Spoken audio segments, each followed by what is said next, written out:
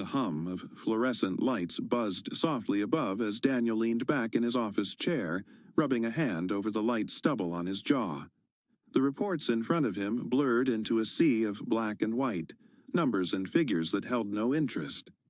It was Friday afternoon, and the thought struck him like a sudden gust of wind. Why not just leave?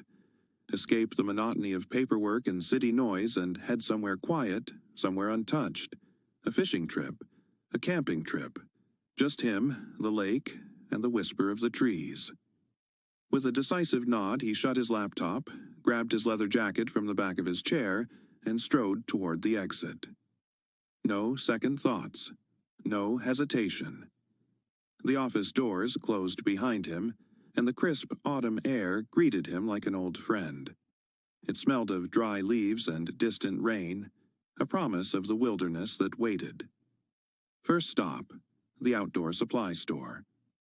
The small bell chimed overhead as he stepped inside, the scent of pine wood and rubber boots mingling in the air. A clerk, a grizzled man with a flannel shirt and knowing eyes, looked up from behind the counter. "Hitting the water?" he asked, noting Daniel's purposeful stride. Daniel nodded. "Yeah, last-minute trip. Need the essentials. Any advice on the best side of the lake for fishing and setting up camp?" The old man chuckled. "The best trips are the ones you don't plan.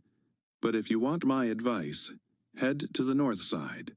The water's deeper there, and the fish bite early. You'll get a nice, quiet spot under the pines, too."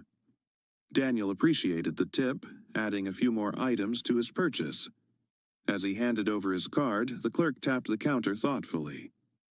"You ever try bird watching out there?" he asked. "This time of year, you'll see some real beauties. Got a fresh stock of binoculars and a trail map if you're interested." Daniel hesitated, then shrugged. Why not? Might be nice to have something else to do between casts.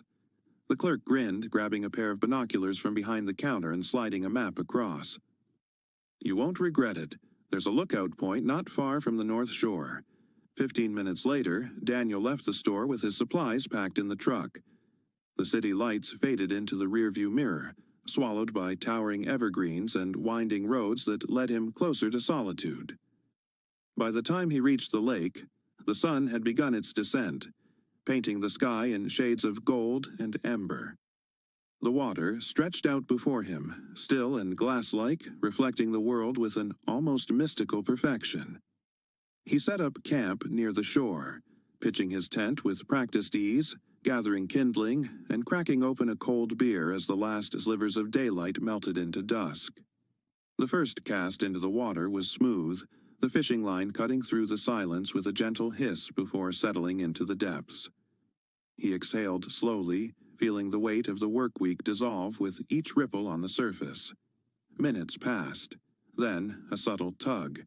His muscles tensed as he reeled in, the rod bending with resistance. A fight, a thrill, and then success. A bass, its scales glinting silver under the moonlight, flopped against the shoreline.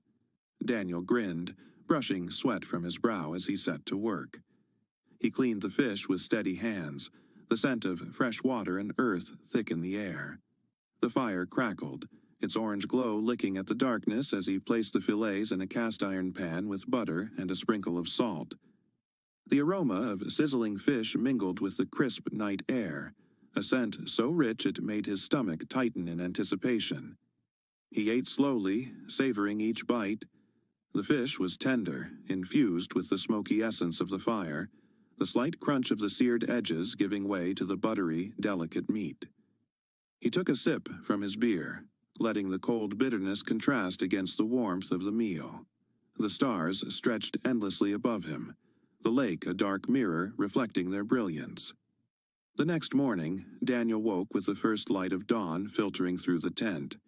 The lake, veiled in a thin mist, looked almost surreal. Without thinking, he stripped down and waded into the water.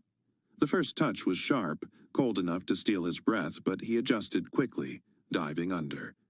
The world beneath was silent, the water wrapping around him like a second skin. He surfaced, running a hand through his wet hair, relishing the way the fresh air filled his lungs. After drying off and making a quick breakfast, he grabbed the binoculars and map, deciding to take the clerk's advice. The trail to the lookout was a peaceful walk, the earth soft beneath his boots, the air alive with birdsong. As he adjusted his binoculars, scanning the treetops, a voice interrupted his thoughts. "You're holding those wrong." He turned to see a woman standing a few feet away, an amused smile playing on her lips. She was dressed in a fitted jacket and hiking boots, a camera slung over one shoulder. "Oh? And here I thought I was an expert already," Daniel said, lowering the binoculars. She laughed. "Not quite.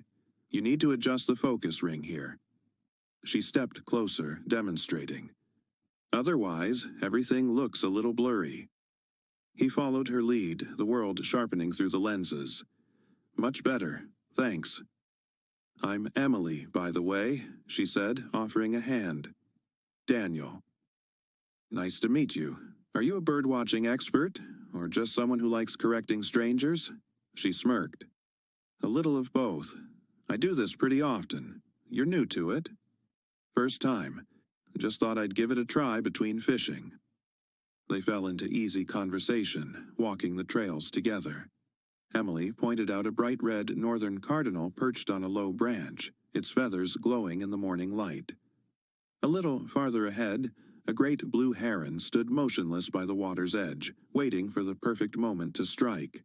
Higher up, a hawk circled, scanning the landscape below.